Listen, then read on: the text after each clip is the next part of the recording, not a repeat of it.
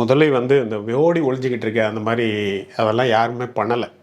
நான் இங்கே தான் இருக்கேன், இங்கே தான் இருப்பேன் அப்படிங்கிறதெல்லாம் அவர் அப்பவே சொல்லிட்டார். அதெல்லாம் எதிர்கட்சிகள் பயன்படுத்துகிற வார்த்தை.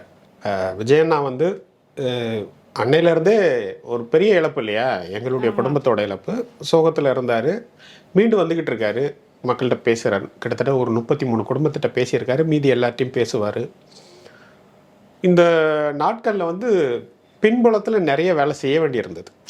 நம்ம சட்ட ரீதியாக எதிர்கொள்ளணும். ஒரு தலைவர், ஒரு கட்சி இருக்குது, கட்சியில் உள்ள நிர்வாகிகள், எத்தனையோ வழக்குகள்.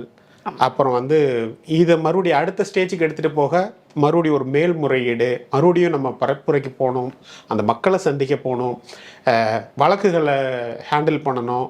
அதே மாதிரி அரசாங்க தரப்பு அந்த போய் விசாரிக்க போகிறாங்க அப்படின்னு சொல்கிறது எங்களுக்கு நம்பிக்கை இல்லை, சிபிஐ விசாரணை பண்ணும். இந்த மாதிரி பேக் ஹண்டில் எவ்வளையோ வழக்குகளுக்கு உண்டான பேக் ஒர்க் பண்ணிக்கிட்டு இருக்காரு.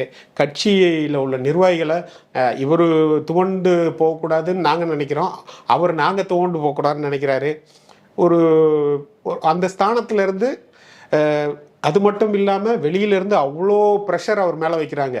ஒரு சைடு திமுக, ஒரு சைடு அரசாங்கம், அரசு அதிகாரிகள், போலீஸு, சமூக செயற்பாட்டால் போர்வையில் உள்ள டிஎம்கே ஆட்கள், அப்புறம் வந்து நடிகர்களை வச்சு ஒரு கூட்டம், பத்திரிகையாளர்னு ஒரு நாடக கம்பெனி, எத்தனை பேர் பெய்டு யூடியூபர்ஸு, அவங்களுடைய ஐடி விங்ஸு, இவ்வளோ பேரும் கேள்வி மேலே கேள்வி 7 நாளாக கிட்டத்தட்ட விஜயண்ணா மேலே கேட்டுக்கிட்டே இருக்காரு. அத்தனையும் தாண்டி அடுத்த ஸ்டெப் என்ன அப்படிங்கிறத செஞ்சுக்கிட்டு இருக்காரு.